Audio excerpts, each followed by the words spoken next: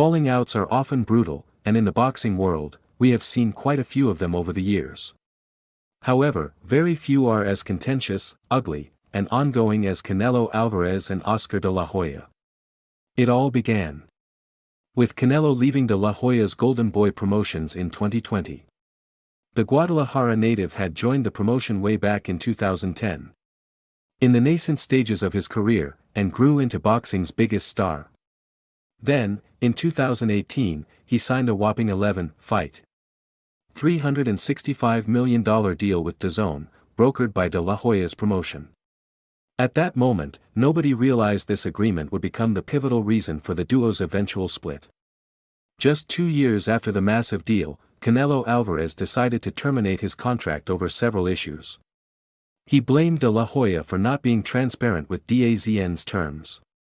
The Mexican star publicly displayed his distrust towards de la Hoya and even filed a lawsuit against Golden Boy Promotions. Oscar de la Hoya, and DAZN, seeking at least $280 million in damages as well as release from Golden Boy's contract. Their relationship became so fractured that the pair nearly came to blows at the press event last year for Canelo's fight against Jaime Munguia. There have been countless theories, with the 52-year-old promoter even blaming Canelo's long-time trainer, Eddie Reynoso, for the breakup. It appears that even after 5 years, the 6-division world champion is not quite sure what the real issue is. The Los Angeles native appeared in an interview on Ring Champs with AK and Barack. During the interview, the host asked the promoter to verify rumors that the feud began because Canelo Alvarez was upset about being rushed into the 2013 Floyd Mayweather fight. De la Hoya, however, clarified that no such issue existed.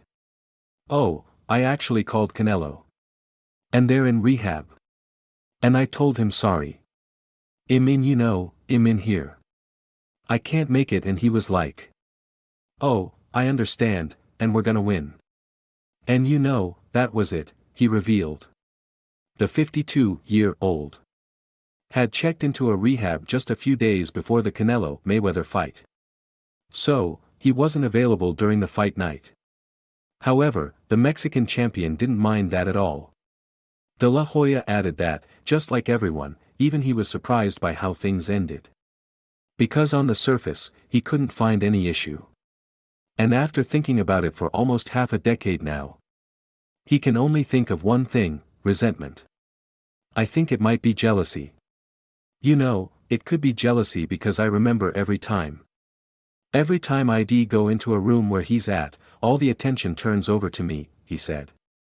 The 1992 Olympic gold medalist clarified that it happened because everyone loves him. However, according to him, in Canelo Alvarez's eyes, it was disrespectful and eventually led to their falling out. Following that, he dismissed the cheating claims made by the 35-year-old. "We're straight shooters, everything we do in boxing. That's why I've been a promoter for 20+ years, because we're straight shooters. Man. We do, 'cause I'm a fighter myself. So I know what it's like to get cheated. I know what it's like to have promoters. Promise you this and that," he said, denying any kind of monetary issue as the reason behind them falling out. So, just like us, even Oscar de la Hoya appears puzzled. However, while the exact reason remains unknown, one main reason behind the fallout was that Canelo Alvarez wanted financial freedom. And in that aspect, it seems like his move has worked, with his latest Saudi deal working wonders for his net worth. In December 2023, Forbes estimated Canelo's net worth to be $275 million. And while it is already staggering, reports reveal that the 35-year-old could soon rival the likes of Cristiano Ronaldo, whose net worth stands at around $800 million. How? Let's find out. Last month, research by Prime Casino showed that the Mexican champion would receive approximately $200 million in 2025 alone as part of the Saudi 4-fight deal. However, after the revelation of William Skull and Terence Crawford's fight purses, that amount might be close to $250 million. This colossal amount would position him as the top-earning athlete worldwide based on career earnings. The scary part is that after 2025, The Guadalajara native still has 2 fights left in his Riyadh season contract. And if he is able to defeat Terence Crawford, who knows how high he will be paid following that.